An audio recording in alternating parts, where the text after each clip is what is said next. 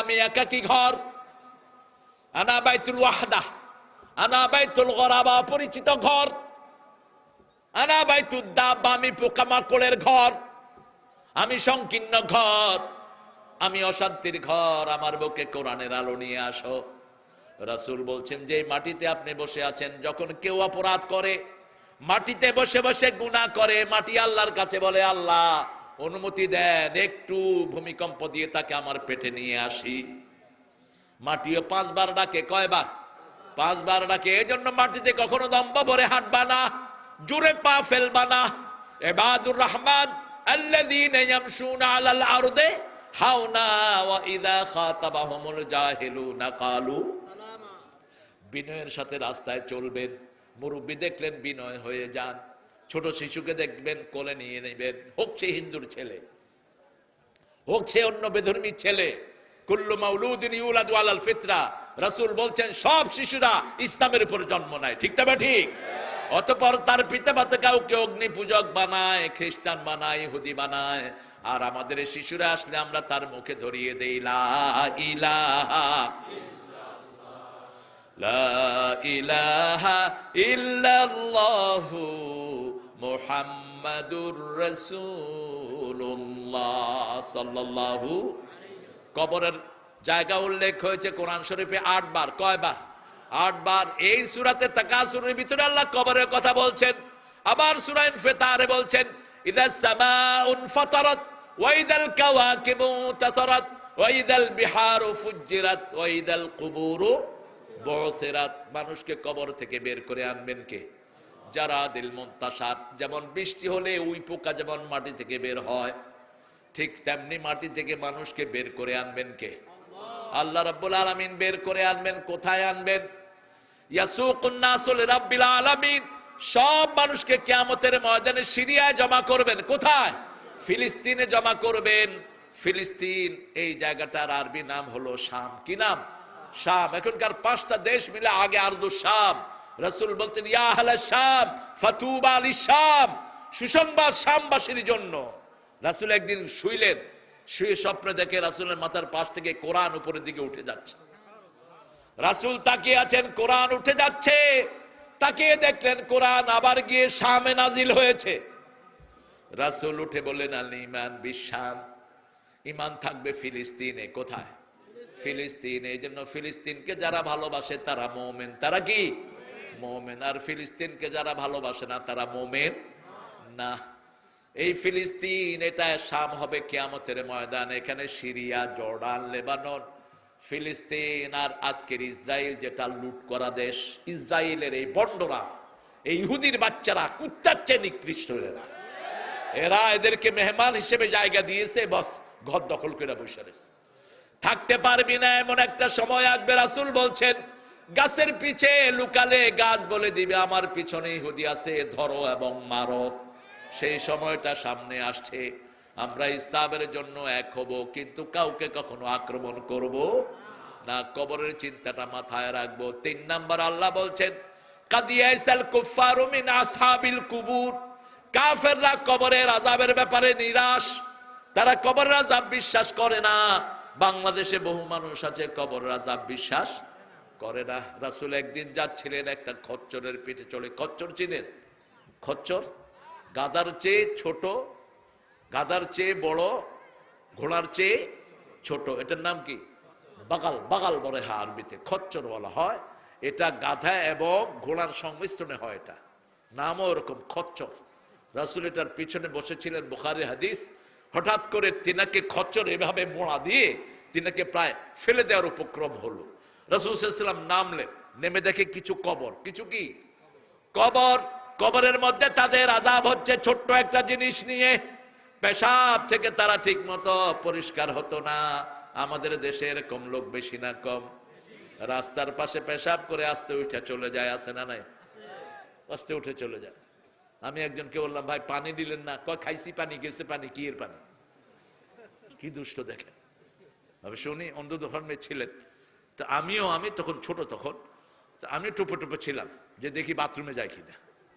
গেছে পায়খানা, বদনা নিয়ে গেছে, বদনা লুকায় ফেলছে। কয় এই বদনা নিছো কে? আমি খাইছো ভাত গেছে ভাত কি এর বদনা। বহু মানুষ আছে বাথরুম সেরে গিয়ে পানিতে শৌচ কাজ করে, আছে না? কথা কন না কেন? এখন তো মাশাআল্লাহ বাংলাদেশ অনেক উন্নত, কিন্তু এখনো ভারতে লক্ষ লক্ষ মানুষ ট্রেনের দুই পাশে বসে পায়খানা করে, এক পাশে ছেলে আরেক পাশে মেয়ে। অনেক আগের কথা বলছি, রিগান তখন রাশিয়ার প্রেসিডেন্ট, তিনি যখন আসলেন সকালবেলা ইন্ডিয়াতে বেরিয়েছে, দেখে যে রেল লাইনের দুই পাশে মাথা নিচের দিকে পিছন সাইড উপরে, এগুলো কি দেখা যায়? তো তিনি জিজ্ঞেস করলেন হোয়াট ইজ ইট? বলছে they are doing the ritual, religious ritual, তারা ধর্মীয় অনুশাসন করতেছে। ইসলাম আছে যেখানে লজ্জাশীলতা, সেখানে ইসলাম নাই। যেখানে লজ্জা নাই ওরা হলো নির্লজ্জ, ঠিক না বা ঠিক? শয়তান হলো যৌনবাদী আর আমরা হলাম মৌলবাদী, ঠিক না বা ঠিক? আদমের কাপড় খুলেছে শয়তান কোথায়? জান্নাতে। যখনই ওই গাছটার কাছে গেল জান্নাতের পোশাক চলে গেল। ফাতাফাকা বিন ওয়ারাকাতিল জান্নাহ, তিনি নিজের সতর ঢাকলেন জান্নাতের পাতা দিয়ে। কি দিয়ে? পাতা দিয়ে। সেই আল্লাহ রাব্বুল আলামিন বলছেন কবর, এই কবরের ব্যাপারে কাফেররা হতাশ হয়ে যাবে। কবরে ঢুকলেই কবর চাপ দিতে আসে। রাসূল বলছেন যে কোনো মানুষের জন্য কবর ছোট হয়, মাথার কাছে কোরআন বসবে, ডান হাতে নামাজ, বাম হাতে সদকা, পায়ের কাছে হলো যাকাত। যখনই কবর সংকুচিত হয়ে আসবে কোরআন বলবে আমার বন্ধু প্রতিদিন সে আমাকে তেলাওয়াত করত।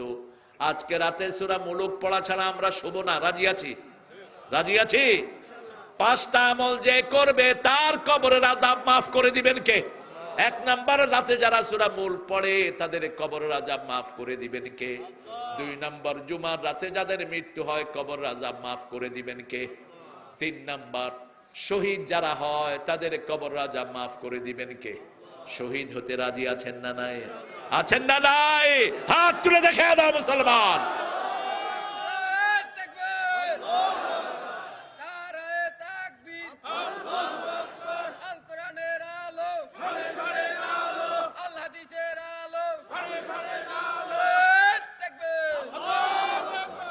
আল্লাহ কবুল করুক। আরে কখনো মেয়েদের প্রতি বেইনসাফি করবেন না। মেয়েরা হলো ঘরের রহমত। ঘরের কি? যেই ঘরে যে মেয়ের কদর যত বেশি ওই ঘরের সম্পদ তত। বাংলাদেশে এখন সবচেয়ে বড় পয়সাওয়ালা কে বলেন তো? বলেন, 2 একজনের নাম বলেন। অনেকে বলে বসুন্ধরা গ্রুপ, ঠিক কিনা? হ্যাঁ, মুসা বিন শমশেরকে অনেকেই বলে, কিন্তু সম্পদের পরিমাণ আল্লাহই ভালো জানে। এরা কিন্তু এদের বউয়ের কাছে ধরা, বউরে 14 বার কুর্নিশ করে, কারণ ওটা হলো রহমতের জায়গা। কিসের জায়গা? জহিরুল ইসলাম সাহেবকে আমি দেখেছি কি শ্রদ্ধা করতেন নিজের স্ত্রীকে, কখনো তুই তাই করে বলতেন না। আর আমাদের তো মাশাআল্লাহ ওই তুই কই, এরকম ফাঁড়া আছে না? ঘরে ঢুকতেই ওর মেজাজ উঠে থাকে 40 ডিগ্রি। ছাগল কোথাকার! তুই ঘরে ঢুকবি রহমতের চোখ নিয়ে। ওমর ফারুকের কাছে একজন লোক আসছেন সিরিয়া থেকে, নিজের বিপির ব্যাপারে কিছু বলবেন।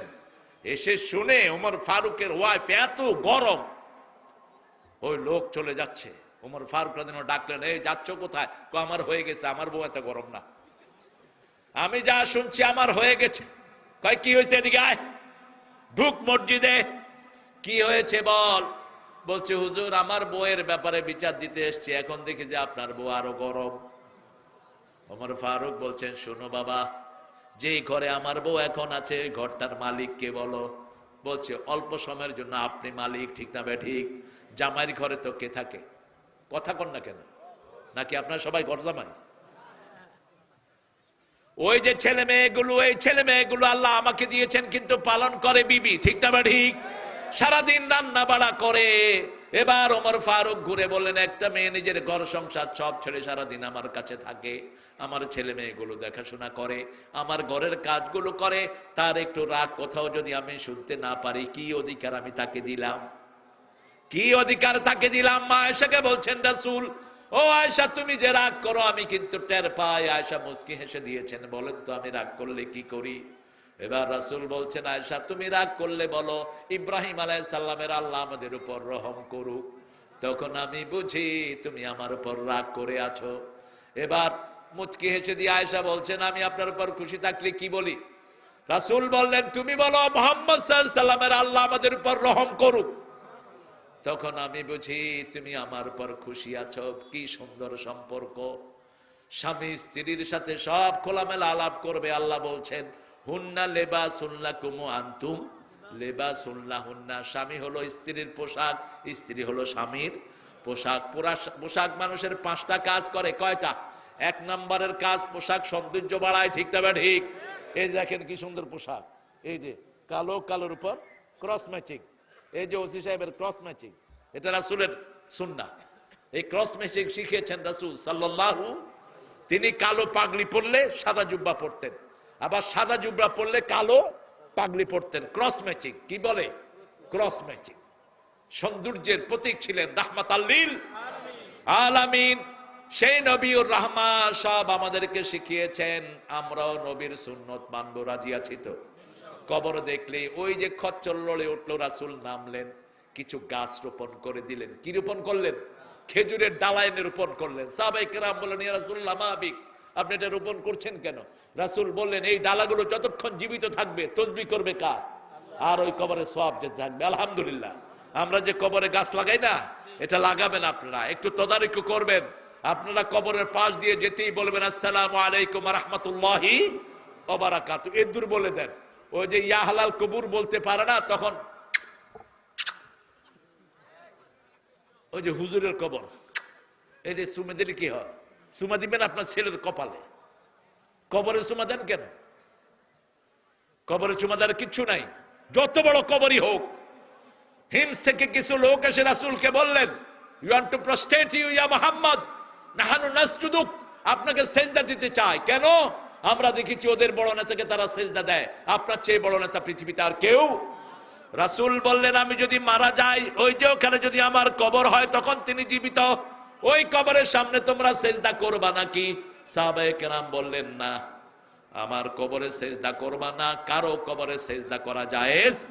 এই পৃথিবীর সর্বশ্রেষ্ঠ মানুষ রাহমাতাল লিল, তার কবরে যদি সেজদা না হয়, তাকে যদি সেজদা না করা হয়, কোন পীর আছে তাকে সেজদা করতে হবে? একমাত্র সেজদা করতে হবে কাকে? আরো জোরে বলেন। আল্লাহ বলছেন, মিন আয়াতিহি আশ-শামসু ওয়াল কামার ওয়াল লাইলু ওয়ান নাহার লা তাসজুদু লিশ-শামসি ওয়ালা লিল কামার উসজুদু লিল্লাহিল্লাযী খালাকাহুন ওয়া ইয়্যাহু তা'বুদুন। সূরা ফুসসিলাত। আমার নিদর্শন হলো রাত, দিন, চাঁদ, সূর্য, এগুলোকে তোমরা সেজদা করো না, সেজদা করো ওই আল্লাহকে যার জন্য তোমরা ইবাদত করো। ইবাদত করি কার? সেজদা দেই কাকে? আল্লাহকে। কপাল বানিয়েছেন কে? আল্লাহ। সে আল্লাহ বলছেন, কবরের কথা স্মরণ রাখো। কিসের কথা? কবরের কথা। রাসূল বলছেন, ফাকসিরু যিকরা হাযিমিল লাযাত, বেশি করে স্মরণ করো কবরের কথা। হুয়াল মাউত, ওই মৃত্যুর কথা স্মরণ করলে ওয়াজ আর কিছু দরকার নাই। ঠিক তবে ঠিক? একটা লোক যদি মৃত্যুর কথা স্মরণ করে, ওই শয়তান কখনো ঘুষ খাইতে পারে না। একটা যদি মৃত্যুর কথা স্মরণ করে, সে কখনো সুদের ব্যবসা করতে। ওমর ফারুক একবার টাকার দরকার হলো, আমাদের টাকার দরকার হয় না? কষ্ট হচ্ছে আপনাদের? মনোযোগ দিয়ে দেই।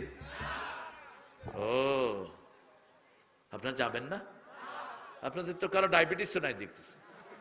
কি সুন্দর একটা পরিবেশ। আল্লাহ কবুল করুক। আল্লাহ এই আসরটাকে আপনি কবুল করেন, সবার জীবনের গুনাহগুলো মাফ করে দেন। ওমর ফারুক, ওনার বাইতুল মালের যিনি ট্রেজারার, আপনারা বুঝবেন, যিনি টাকা অর্থমন্ত্রী, তার কাছে গিয়ে বলছে, আমার আগামী মাসের সরকারি যে হাদিয়া, ওটা একটু আমাকে ধার দেন। কি দেন? ধার দেন। তিনি বললেন, ঠিক আছে, কালকে দেব। কালকে যাওয়ার পরে ওমরকে একটা চিঠি ধরায়া দিলেন, আর বললেন, এখানে আপনি লেখেন, আগামী 1 মাস আপনি বেঁচে থাকবেন। আগামী 1 মাস আপনি বেঁচে থাকবেন। ওমর বলছে, এই লেখা কেউ লিখতে, তাহলে আগামীতে পয়সা চান কেমনে? অর্ধ পৃথিবীর শাসক ওমর। সেই ওমরের এই পজিশন, তিনি ক্ষমতায় বসলেন। আবু লুলু ফজরের সময় তার পেটের ভিতরে ছুরি মেরে দিয়েছে, দ্বিতীয় রাকাতে। নামাজ তিনি শেষ করতে পারলেন না। এই আহত অবস্থায় তিনি চিকিৎসাও করতে পারেন নাই, তার কাছে পয়সা নাই। সুবহানাল্লাহ বলতে ইচ্ছা করে না? কত দিনহীন ভাবে তিনি দিন কাটিয়েছেন। জাতীয় কবিকে সেলিউট। অর্ধ পৃথিবী করেছো শাসন ধুলার তক্তে বসে, খেজুর পাতার প্রাসাদ তোমার বারবার গিয়েছে খসে। অর্ধ পৃথিবী শাসক করেছেন ধুলার তক্তে বসে, ঠিক তবে ঠিক। ঘরের বিছনা ছিল ধুলা, বিছনা ছিল কি ধুলা, আর ঘরটা ছিল খেজুর পাতার ঘর। শুকনো প্রতরি সম্বল করে যে ইমান আর যে ত্যাগের বলে ফিরেছে জগতে মন্থন করে, সে শক্তি আজ ফিরিয়ে আন। আল্লাহু আকবার, রবে পুনু কাপুক বিশ্ব দূরি বিমান। বাজিসে দামামা বাদ্রে আমামা, শির উঁচু করে মুসলমান। দাওয়াত এসেছে নয়া জামানার ভাঙা কেল্লায় ওড়ে নিশান। কি অসাধারণ কবিতা, আল্লাহ তাকে তুমি মাফ করে দাও। আলহাকুমুত তাকাসুর হাত্তা যুরতুমুল মাকাবির, কাল্লা সাউফা তা'লামুন, কোশ্চিন কালে নয় খুব তাড়াতাড়ি তোমরা জানবা। সুম্মা কাল্লা সাউফা তা'লামুন, কাল্লার এখানে 3 আলিফ। কয় আলিফ? 3। এগুলো টানবেন, এগুলো টানলে শরীর ভালো থাকে। গুন্ডা করলে মানুষের সেন্স গুলো, যে সমস্ত নার্ভ, এগুলো ভালো থাকে। সুম্মা গুন্না, এই জন্য কোরআন শরীফ পড়লে শরীর কি হয়ে যায়? ভালো হয়ে যায়। কোরআন শরীফের এই গুন্নাগুলো পড়বেন, কণ্ঠ সুন্দর থাকবে। ওই যে হারমোনি বাজায় সারে গামা গামা রে গামা পা পা পা পা, ছাগল কোথায় গেল? তুই সূরা ফাতিহা পড়, গলাতে 7টা ঘরনা। কয়টা? 7টা ঘরনা। সবগুলো ঘরনা টাচ করে কোরআন শরীফ পড়লে। সুবহানাল্লাহ। আলহামদুলিল্লাহি রাব্বিল আর রহমানির, সুন্দর করে পড়বেন, সুর করে পড়বেন, খুশি হয়ে যাবেন কে?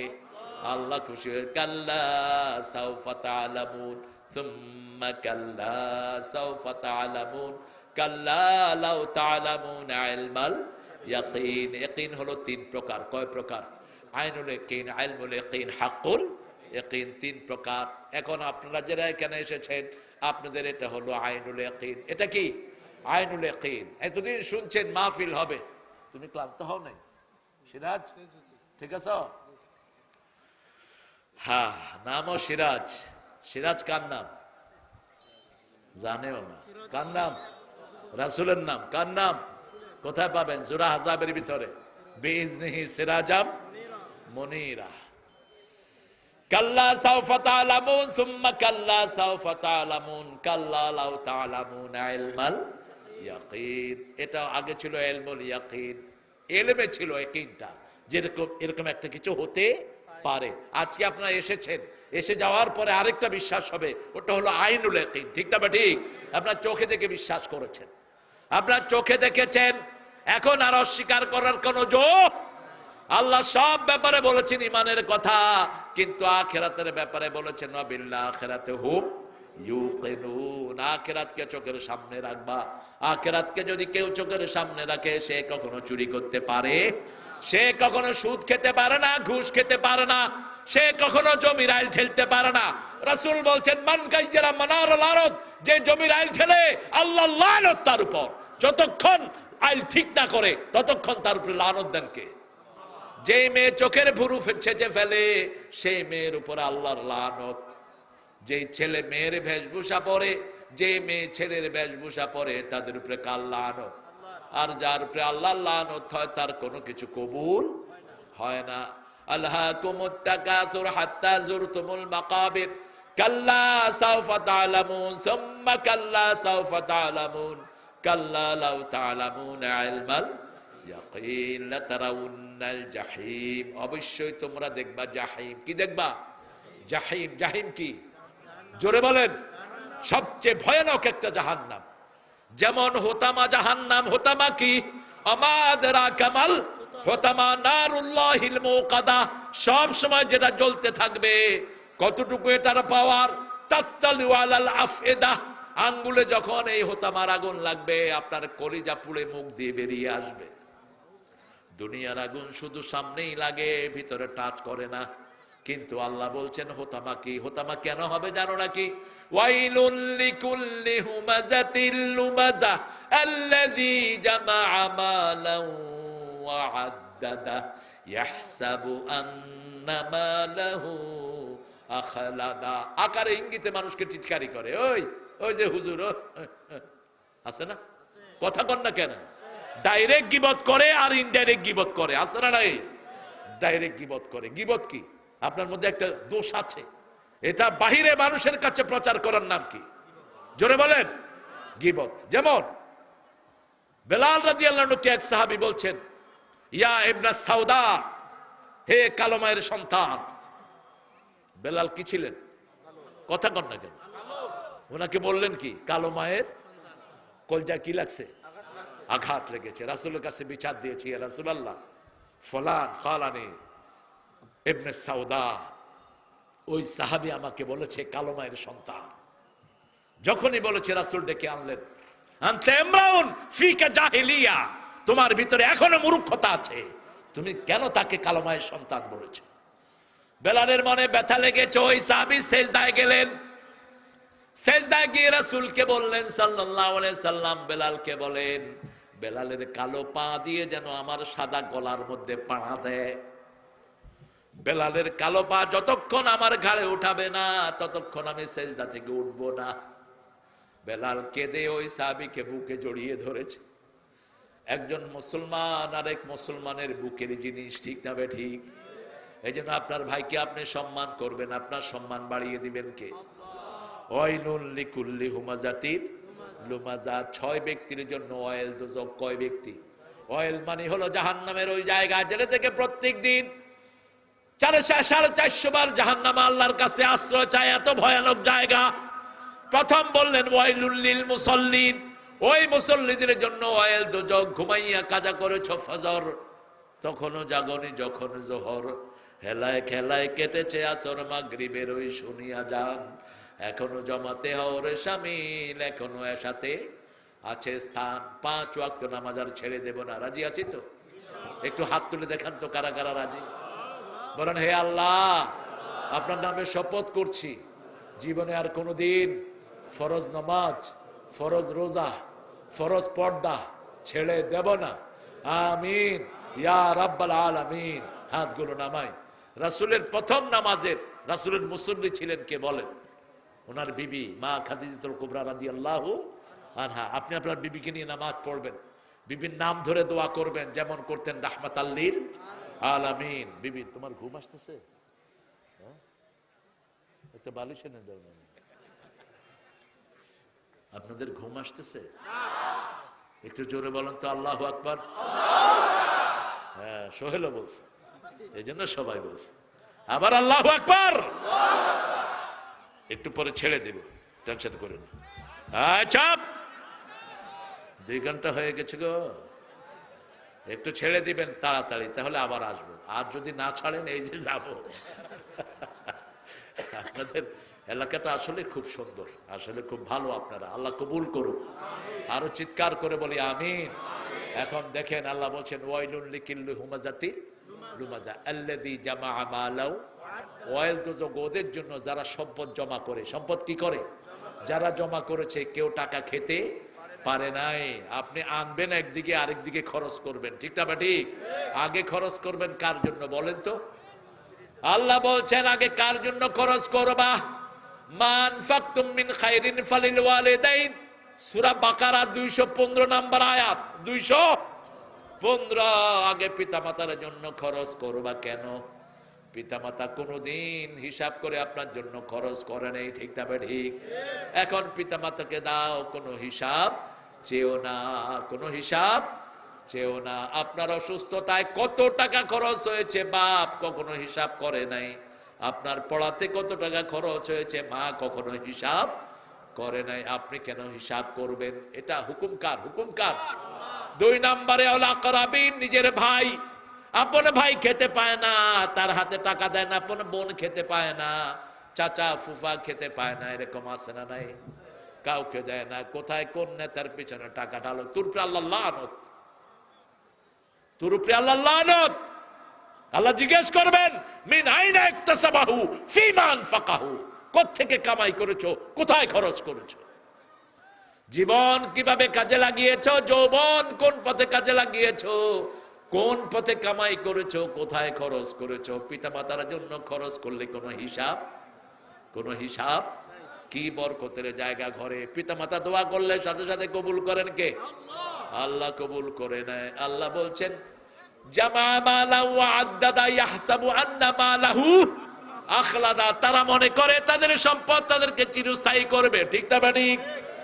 পুলিশ হারুনের 12টা বাড়ি, উত্তরাতে একটাতে উঠতে পারে নাই, একটাতেও উঠতে পারে নাই। বেনজিরের কত সম্পদ, একটাতেও ভোগ করতে পারে নাই। আপনাদের আশেপাশে বিগত সরকারের নেতাদের সম্পত্তি আছে না নাই? আছে কেউ সম্পদের কাছে? হালাল আছে যেখানে, মজা আছে। রিক্সা অল্প কামাই করে কিন্তু বউ বাচ্চা নিয়ে ভালোই থাকে, ঠিক না বেঠি? নৌকার মাঝে ভালোই থাকে। অল্প আয়ের যারা মানুষ তাদেরকে সুখে রেখেছেন কে? এই জন্য দুনিয়া হবে কম, আখেরাত হবে। রাসূল উপমা দিয়েছেন একটা নৌকা, নৌকা পানি ছাড়া কি নৌকা চলে? কথা বলেন চলে? কতটুকু পানি দরকার? যতটুকুতে তলটা ভিজানো থাকে, ঠিক না ঠিক? এই পানি যদি নৌকার উপরে উঠে যায়, যাত্রীও শেষ, নৌকাও। খবরদার, টাকা পয়সা কখনো এটার ভিতরেও ঢুকবেন না, এটাকে মাথায় উঠাবেন না। দোকান করছেন, যখনই আজান হয় কোথায় যাবেন? মসজিদে। বিবির জন্য দোয়া করেন, ঘরটাতে সুন্দর করে দিবেন কে? বিবিকে সুন্দর নামে ডাকেন। কি নামে ডাকবেন? নজরুল দেখেন কি লেখা, মোর প্রিয় হবে এসো রানী, কোপায় দিব তারার ফুল। বিবিকে বলছে আমার প্রিয় হবে, খোপায় তারার ফুল দেব। সুবহানাল্লাহ। নার্গিসকে নিয়ে তার যত ভালোবাসার গান এনেছি, আমার শত জনমের প্রেম আঁখি জলে গাথা মালা, ওগো সুদূরিকা আজও কি হবে না শেষ, তোমারই চাওয়ারে পালা। আর ঠাকুর লিখেছেন, প্রিয়ার প্রেমেরও লিপি লেখনি তরে হে বলাকা, সুদূর দিগন্ত হতে এনে দাও একখানি ঝরা সাদা পাখা। আল্লাহ প্রদত্ত অনেক শব্দ চয়ন ছিল নজরুলের জীবনে। কার জীবনে? আমার যাবার সময় হলো দাও বিদায়, মুছো আঁখি দুয়ার খোলো দাও বিদায়। ঝরে যে ফুল আধারো রাতে, ফোটে যে ফুল আধারো রাতে, ঝরে ধুলায় ভোরবেলাতে, আমায় তারা ডাকে সাথে আয় রে আয়, সজল করুণ নয়ন তোলো দাও বিদায়।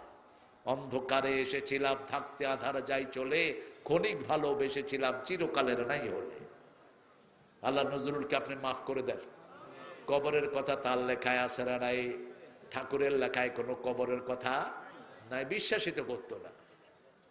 কি লিখে গেছে দেখেন, কি লিখেছে দেখেন, আমি মরিতে চাই না সুন্দর ভুবনে, ধন্য আমি তোমাকে বাসিয়াছি ভালো।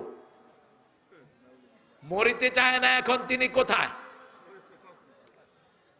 আর নজরুল কি লিখেছে দেখেন, সুন্দর ফুল সুন্দর ফল, মিঠা নদীর পানি, আল্লাহ আল্লাহ তোমার মেহেরবানি। ঈদকে নিয়ে কি লিখেছেন, ও মনে রমজানের রোজার শেষে, তুই আপনাতে আজ বিলিয়ে দে সুদ আসমানি তাগিদ। আলহামদুলিল্লাহ বলেন। কোথায় পাবেন না তাকে? ত্রিভুবনের প্রিয় মোহাম্মদ,